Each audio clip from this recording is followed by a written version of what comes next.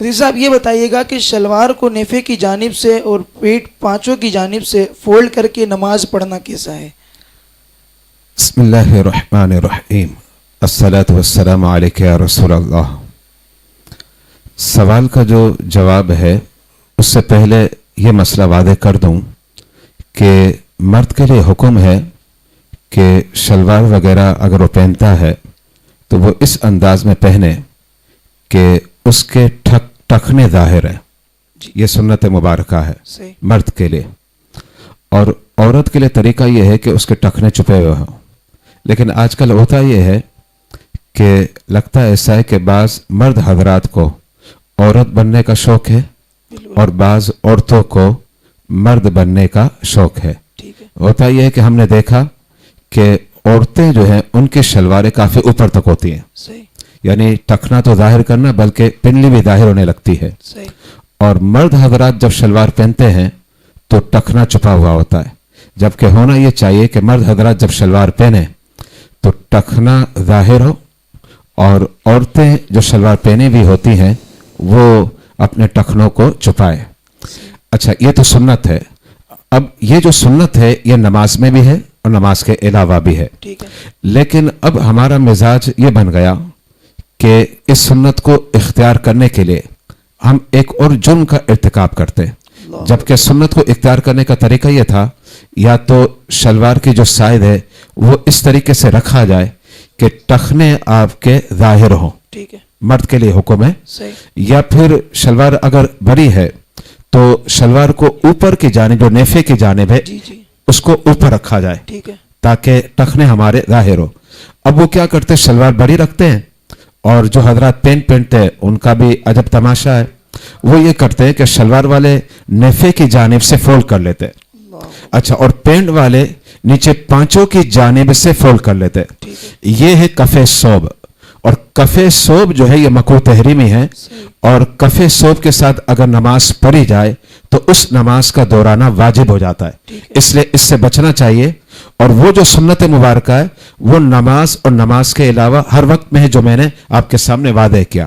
اور حدیث مبارکہ میں آتا ہے، میرا آقا علیہ الصلوۃ والسلام ارشاد فرمایا وَلَا أَكُفُّ ثَوْبًا، یعنی رب نے جو مجھے نماز سکھلائی، اللہ کے حبیب فرما رہے رب نے جو مجھے نماز سکھلائی اس میں یہ بتلایا کہ میں اپنے کپڑوں کو فولڈ نہ کروں۔ تو جو شخص نیفے کی جانب سے شلوار میں فولڈ کرتا ہے یا پینٹ میں پانچوں کی جانب سے فولڈ کرتا ہے، ظاہر بات ہے وہ حدیث مبارکہ پر عمل نہیں کرتا۔ اس بنا پر فقہاء کرام نے لکھا ایسا عمل کر کے نماز ادا کرنا یہ مکروہ تحریمی، یعنی اس نماز کا دورانہ واجب ہے۔ بہت شکریہ صاحب۔ بہت اہم مسئلہ عرض کرنے جا رہا ہوں۔ فرض نماز کی تیسری رکعت میں اگر کوئی شخص سورہ فاتحہ پڑھ لے بھول سے تو کیا اس کی نماز فاسد ہوگی یا باقی رہے گی؟ فرض کا حکم کیا ہے، نفل کا حکم کیا ہے، سنت کا حکم کیا ہے، یہ واضح کر دو۔ فرض نماز میں پہلی اور دوسری رکعت میں تو آپ سورہ فاتحہ بھی پڑھیں گے، اور سورہ فاتحہ کے بعد مزید اس پر ایک سورت بھی ملاتے ہیں، یہ دونوں واجب ہیں، ٹھیک ہے۔ اچھا، اور نفل و سنت میں یہ ہوتا ہے کہ ہر رکعت میں سورہ فاتحہ بھی پڑھنی ہے اور سورہ فاتحہ کے بعد مزید ایک سورت کو ملانا ہے۔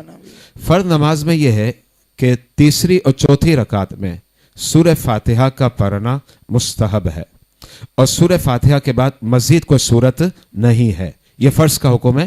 سنت اور نفل کے بارے میں میں نے آپ کو بتا دیا کہ ہر رکعت میں سورہ فاتحہ بھی ہے اور سورہ فاتحہ کے بعد مزید ایک سورت کا ملانا بھی ہے، اور اس کی باقاعدہ تفصیل ہے جو فقہ کی کتابوں کے اندر موجود ہے۔ اچھا، اب فرض نماز میں تیسری اور چوتھی رکعت میں سورہ فاتحہ کا پڑھنا مستحب ہے، اور سورہ فاتحہ کے بعد مزید کوئی سورت نہیں پڑھی جائے گی۔ تو یہ مسئلہ تھا، اور سورہ فاتحہ کا تیسری اور چوتھی رکعت میں پڑھنا فرض میں یہ ہمارے نزدیک نہ فرض ہے نہ واجب ہے، بلکہ یہ افضل و برتر ہے۔ اگر کوئی شخص تیسری اور چوتھی رکعت میں سورہ فاتحہ نہیں پڑھتا تو اس کے بجائے 3 مرتبہ سبحان اللہ پڑھ کے وہ رکوع میں جا سکتا ہے، اور اس طریقے سے نماز ہو جائے گی۔ لیکن بہرحال سورہ فاتحہ کا پڑھنا یہ افضل و برتر ہے، اگر موقع ہے تو پھر اسے نہ چھوڑا جائے۔ ٹھیک ہے، بہت شکریہ مفتی صاحب۔ کچھ آڈیو کالز میرے پاس موجود ہیں، جی کال سنائیے۔ السلام علیکم ورحمۃ اللہ وبرکاتہ۔ مفتی صاحب، میرا آپ سے یہ سوال ہے، آنکھیں بند کر کے نماز پڑھنا کیسا ہے؟ جواب دے کر ہماری رہنمائی فرمائیں، جزاک اللہ۔ السلام علیکم۔ جی قبلہ۔ वालेकुम सलाम व रहमतुल्लाह। अच्छा, आंखें बंद करके नमाज पढ़ना सही तरीका, जो इसका प्रॉपर तरीका है वो यही है कि आंखें खुली रख कर नमाज पढ़ी जाए।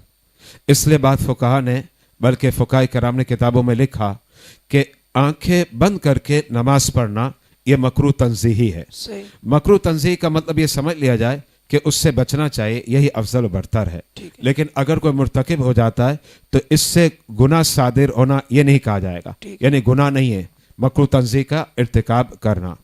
अच्छा, लेकिन एक बात और ध्यान में रखिएगा, बाज़ लोगों की तबीयत होती है, मिजाज होता है कि आंखें बंद करते हैं तो फिर नमाज में सुरूर मिलता है और नमाज के अंदर लज्जत हासिल होती है, खुशू और खुदू भी मयसर और हासिल हो जाता है। तो ऐसे हजरात के लिए आंखें बंद करके नमाज पढ़ना अफजल और बरतर है। सुभान अल्लाह। बहुत शुक्रिया मुफ्ती साहब। एक और ऑडियो कॉल मेरे पास मौजूद है जी, कॉल सुनाइए। अस्सलाम वालेकुम रहमतुल्लाहि व बरकातुहू। मेरा नाम मोहम्मद यूसुफ नूरी है और मैं कोरंगी कराची का रहने वाला हूँ। मुफ्ती साहब से मेरा ये सवाल है कि नमाज के दौरान नाबालिग बच्चों को कहाँ खड़ा किया जाए? बराए करम जवाब देकर शुक्रिया का मौका दें। अस्सलाम वालेकुम।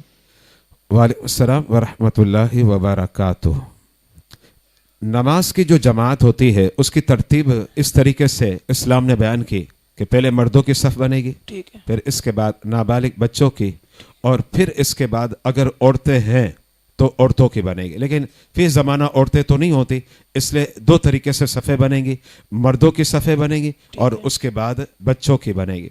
यहाँ ये मसला ध्यान में रखिएगा, ऐसे बच्चे जो तहारत का ख्याल नहीं रख सकते, ठीक है। जैसे उम्र आमतौर पर होती है 5 साल 6 साल वगैरह वगैरह, ऐसे बच्चों को मस्जिद में नहीं लाना चाहिए। ठीक है। इसकी वजह यह कि अगर वो मस्जिद में आते हैं तो ज़ाहिर बात है तहारत और नजासत का ख्याल नहीं रख पाएंगे, इस तरीके से मस्जिद की बेअदबी होगी।